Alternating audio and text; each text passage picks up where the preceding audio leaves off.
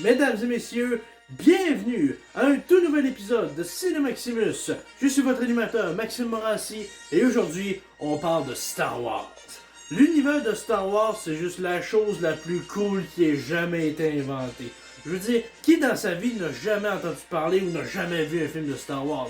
Il y a des bonnes chances que si vous êtes amis avec moi, j'ai essayé de vous convaincre d'en écouter au moins une fois dans votre vie.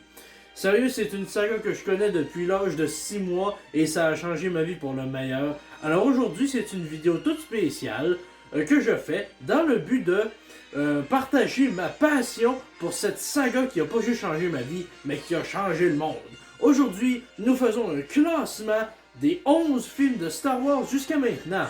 C'est assez simple, je vais tout simplement parler des 11 films de Star Wars qu'on a eu jusqu'ici, c'est-à-dire les 3 trilogies de 1 jusqu'à 9, ainsi que les 2 spin-offs Solo et Rogue One. Je ne vais pas parler du film Clone Wars de 2008 ou du spécial de Noël de 78, on va se limiter aux films sortis en salle de cinéma avec des vrais acteurs. Donc, je vous invite à m'accompagner dans le classement officiel 2022 des films de Star Wars. En 11e et dernière position, nous retrouvons Star Wars épisode 8, Les Derniers Jedi. Honnêtement, Star Wars épisode 8 contient certaines de mes scènes préférées de toute la saga. Yoda qui enseigne une dernière leçon à Luke, le duel dans la salle du trône de Snoke, la réunion entre Luke et Leia et bien sûr, Luke qui troll Kylo Ren à la fin. Les aspects techniques sont selon moi parfaits. Les effets spéciaux, les jeux d'acteurs, les costumes, les décors, tout est ça coche.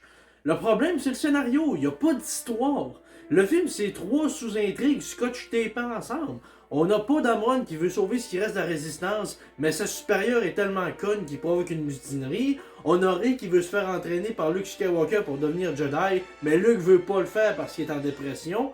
Puis on a Finn et Rose qui veulent trouver un hacker dans un casino, mais se contentent de Benicio del Toro qui fait un très mauvais bégaiement. C'est trop long pour rien, puis c'est le Star Wars non seulement le plus mauvais, mais le plus frustrant pour moi. Quand je suis sorti de la salle de cinéma la première fois que j'ai vu, je me suis dit, c'était correct, c'est pas bon signe. Si je sors d'une salle de cinéma puis que je dis pas tout de suite, oh mon dieu, c'était bien cool, c'est pas bon signe si vous me connaissez.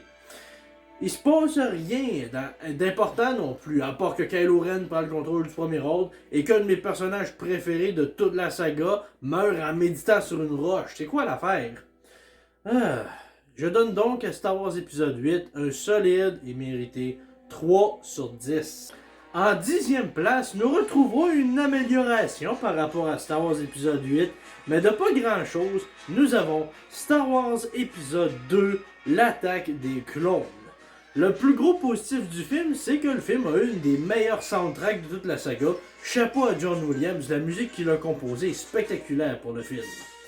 Honnêtement, il n'y a pas grand chose d'autre qui fonctionne avec l'attaque des clones. Le plus gros problème pour moi, c'est le dialogue romantique entre Anakin et Padmé. J'ai rien contre Nathalie Portman et Hayden Christensen, mais le dialogue qu'on leur a donné est juste injouable. Notamment, je déteste le sable. C'est râpeux et ça se retrouve partout. Ou encore, je t'aime tendrement, passionnément. Et bien sûr, le classique, je suis hanté par le baiser que tu n'aurais jamais dû me donner. Le film est divisé en deux en fait. Le bout de le fun où Obi-Wan fait son enquête sur qui essaie d'assassiner Padmé et trouve non seulement qu'il y a une armée de séparatistes qui se prépare à attaquer la République, mais qu'il y a aussi une armée de clones créée en secret pour la République. Très mystérieux et très intéressant. Puis le bout de plat où Anakin tombe en amour avec Padmé alors qu'il essaie de la protéger de ses assaillants. C'est dommage, surtout parce que c'est mal écrit et c'est mal joué. Quelqu'un aurait dû aider George Lucas avec le script. Pauvre lui.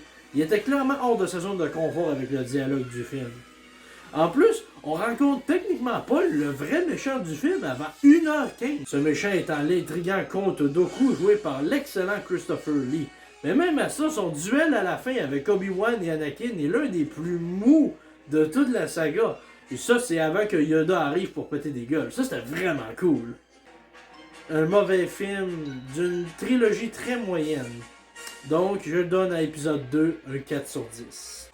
En 9e place, on passe de l'attaque des clones, qui est le deuxième film de la prélogie, au premier film de la prélogie, épisode 1, la menace fantôme. Si épisode 8 est le Star Wars le plus frustrant, puis qu'épisode 2 est juste le plus con, mais épisode 1 est juste le plus slow. Honnêtement, qu'est-ce qui se passe d'important avec l'histoire du film? Au moins dans l'attaque des clones, on voit le début de la guerre des clones. Mais là, c'est genre, les seules choses qui importent dans le film, Obi-Wan prend Anakin comme apprenti, Anakin rencontre Padmé, puis Palpatine est élu chancelier. Et il se passe rien d'autre d'important. Et c'est triste parce qu'honnêtement, entre le mauvais dialogue de Jar Jar, Qui-Gon qui est juste cave, puis Darth Maul qui sert à rien, à moins que vous ayez vu les cartoons de Star Wars, c'est genre, il aurait pu faire de quoi de beaucoup plus important avec le premier film d'une nouvelle trilogie. En plus, un truc qui me déçoit, c'est qu'il n'y a presque aucun développement de personnage. Le seul que je vois un peu, c'est avec le personnage d'Obi-Wan, joué pour la première fois par Ewan McGregor, mais c'est genre, il apprend à être plus respectueux de Qui-Gon, joué par Liam Neeson, et c'est tout. Je veux dire, c'est vraiment pas grand chose. Sinon, tous les autres personnages finissent le film au même point où ils l'ont démarré. Et c'est triste parce qu'il y a un paquet de choses à apprécier avec la menace fantôme. Une fois de plus, la musique est tout simplement spectaculaire. C'était le premier Star Wars en 16 ans. Il veut dire, épisode 6 est sorti en 83, épisode 1 est sorti en 99. Les gens étaient excités à mort à l'idée d'un nouveau Star Wars. Puis la musique a vraiment livré la marchandise. Les acteurs, je trouve qu'ils sont meilleurs dans celui-là que dans l'attaque des clones. Les scènes d'action sont pour la majorité renversantes, particulièrement la course de pod sur Tatooine, ainsi que l'affrontement final entre Qui-Gon, Obi-Wan et Darth Maul. Il n'y a pas grand-chose d'émotif dans cette scène-là, mais la chorégraphie est juste spectaculaire. Surtout avec l'excellent Ray Park, cascadeur qui joue Darth Maul. Chapeau à ce gars-là. Il est vraiment capable de faire des trucs spectaculaires, même à travers du maquillage. C'est un début, selon moi, chancelant à la prélogie, mais c'est pas le film le plus mauvais de la saga, objectivement. Je lui donne un 5 sur 10. On est rendu au bout de la liste où, à partir d'ici, tous les films sont bons, selon moi. Et donc, en 8e position, nous retrouvons Solo, une histoire de Star Wars. Le premier des 2 spin-offs sur cette liste, je dirais selon moi, Solo est un bon film. Cette fois-ci, ne racontant pas nécessairement une guerre entre 2 factions, mais tout simplement la jeunesse du personnage d'Han Solo, joué cette fois-ci par Alden Ehrenreich au lieu d'Harrison Ford. C'est un bon film, mais selon moi, il aurait pu être encore meilleur. C'est un film avec des bonnes scènes d'action, des bonnes scènes dramatiques, une excellente musique, cette fois composée par John Powell, et même des bons moments romantiques entre le jeune Han Solo et le personnage de Kira, joué par Emilia Clarke, que vous connaissez sûrement pour le Trône de Fer. Honnêtement, ma scène préférée du film est celle du train, où nos personnages tentent de voler du carburant dans un train qui va à toute allure, et où on introduit le personnage du pirate Enfys Nest. Sérieux, un des stand-out du film. Il n'y a pas grand-chose qui se démarque d'autre selon moi. L'histoire est sans grande surprise. Plusieurs des acteurs sont selon moi sous-utilisés.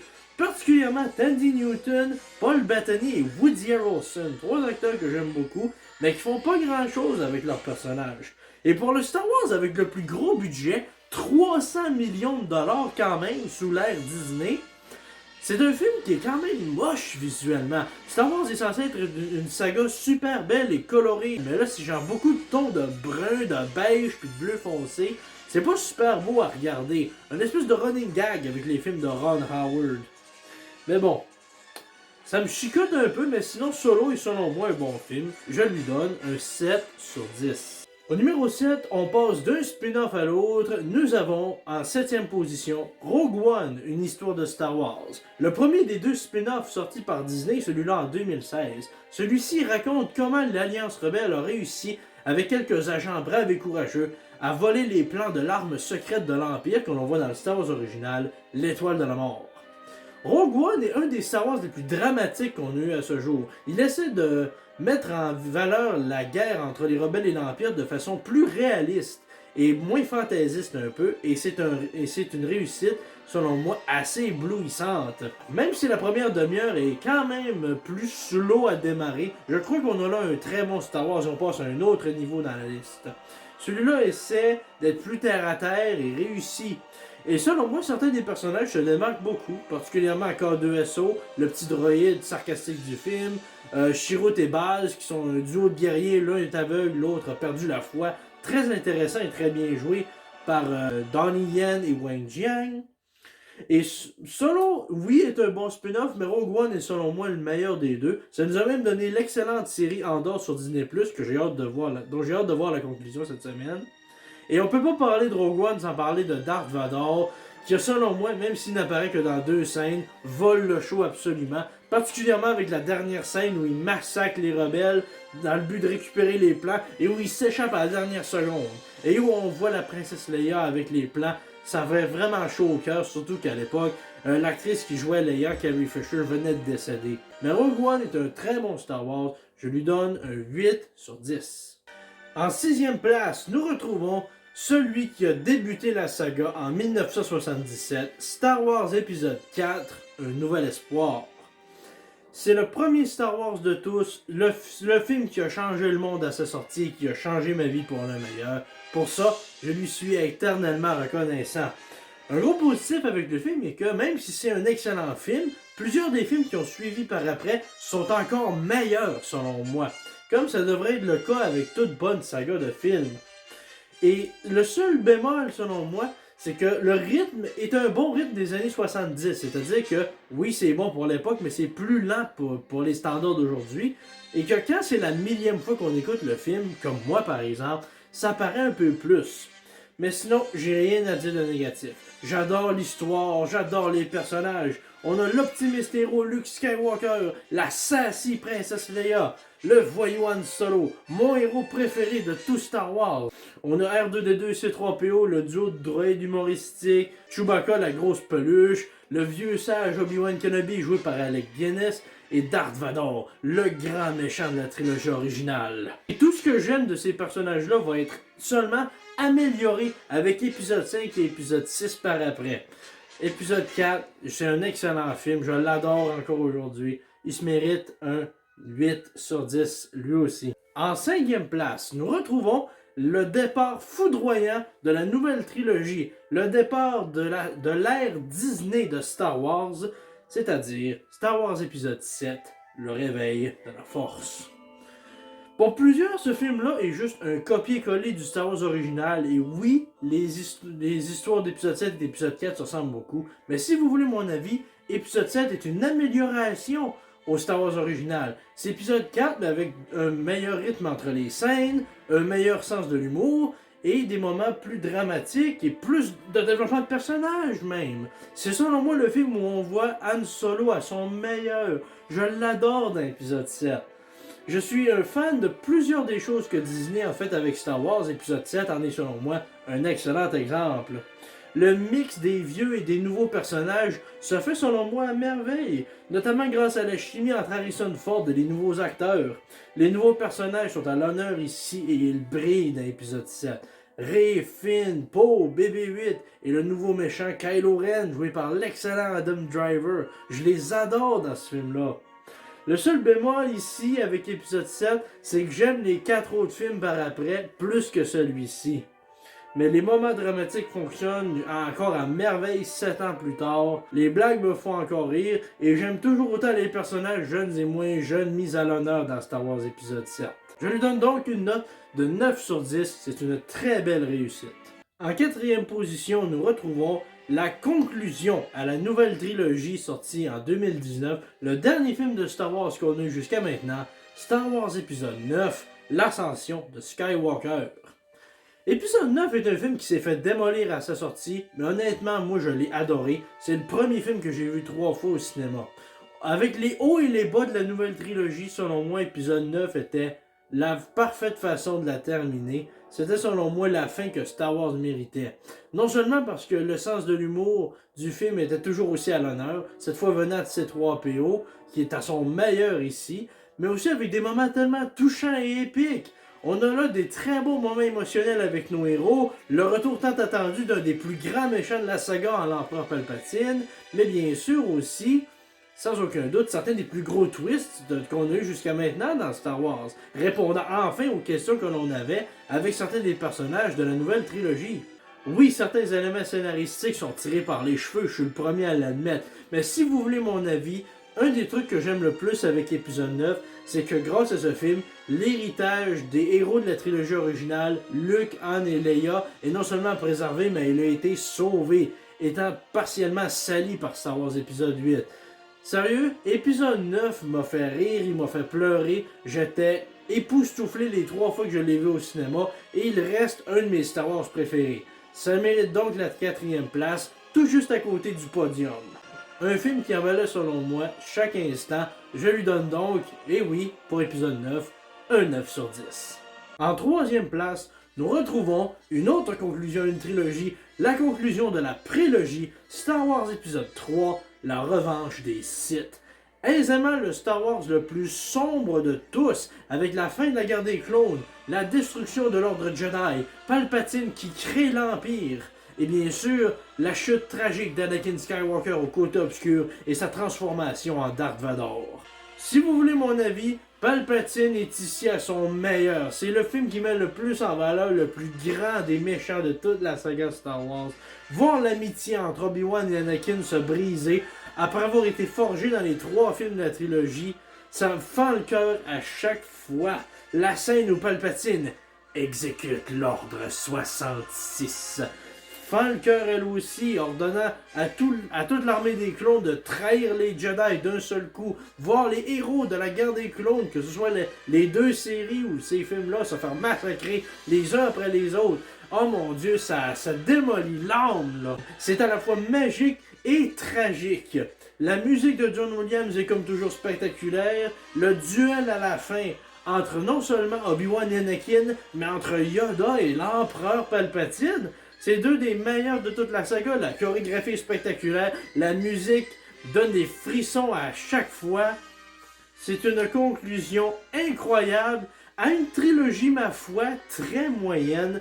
C'est le premier film de Star Wars sur cette liste, qui se mérite donc une note de 10 sur 10. En 2e position, nous retrouvons un film que plusieurs mettent comme numéro 1 et considèrent comme la crème de la crème, Star Wars épisode 5, l'Empire contre-attaque. Wow! Ce film-là a tellement bien vieilli, et encore mieux que le Star Wars original, peut-être même encore plus que Star Wars épisode 6, mais sérieusement, c'est le Star Wars qui a pris tous les éléments du premier et qui les a poussés tous et chacun au niveau suivant.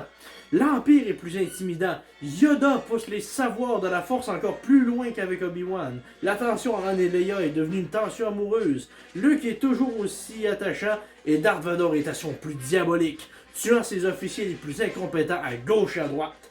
Ce qui rend le film encore plus iconique, c'est la musique de John Williams, comme je l'ai dit à plusieurs reprises ici, cette fois-ci avec la marche impériale, peut-être la pièce de musique la plus iconique de toute l'histoire du cinéma. C'est sans parler de la révélation qui a choqué le monde et qui a révolutionné le cinéma. À la fin du film, nous apprenons de la bouche de Darth Vader lui-même que non, il n'a pas tué le père de Luke, il est le père de Luke Skywalker. Oh mon Dieu, si un jour je rencontre un génie dans une lampe, un de mes vœux, ça va être d'aller en 1980 pour voir la réaction des gens en 1980 quand ça se produit. Je vous jure, ça doit valoir 1000 piastres. Ça doit être magique. Ah, épisode 5. Le film qui a changé Star Wars pour le meilleur. Sérieux, un autre Star Wars qui se mérite un 10 sur 10. En première place, nous retrouvons, selon moi, la crème de la saga Star Wars, le meilleur d'entre tous, mon film préféré de tous les temps, et ça va prendre vraiment quelque chose d'incroyable pour le détrôner. Star Wars, épisode 6, le retour du Jedi. Ce film-là est selon moi le triomphe de la saga. Tout réussit avec le film. C'est pas le film avec l'histoire la plus complexe, c'est pas le film avec le meilleur scénario, mais j'ai mis Retour du Jedi numéro 1 sur ma liste parce que c'est mon Star Wars préféré, parce que c'est celui qui me fait ressentir le plus d'émotions à chaque fois que je l'écoute. C'est celui qui me fait le plus rire, le plus pleurer à chaque fois, celui qui m'amuse le plus, celui avec les moments qui m'ont le plus marqué de tous. Il y a tellement de choses incroyablement cool dans le film. Le premier acte du film, où nos héros doivent sauver Han Solo des mains du bandit Jabba le Hutt, où on voit sortir des aliens avec les designs les plus fourrettes de toute la saga.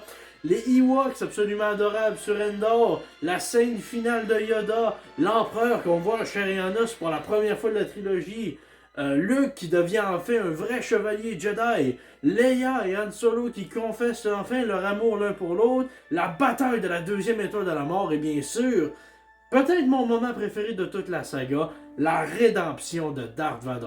C'est un film tellement beau, tellement optimiste, tellement épique. C'est quelque chose qui marque les esprits encore aujourd'hui. Ce Star Wars est juste parfait pour moi. Il est triste, il est drôle, il est badass, amusant, triomphant. Toutes les qualités qu'on pourrait donner à un film de ce genre. C'est le meilleur et de loin si vous voulez mon avis.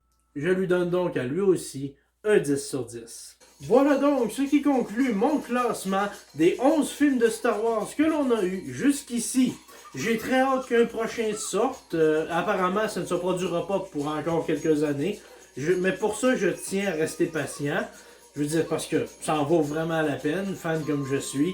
J'aimerais aussi faire une vidéo sur les séries Star Wars qu'on a eues jusqu'à maintenant.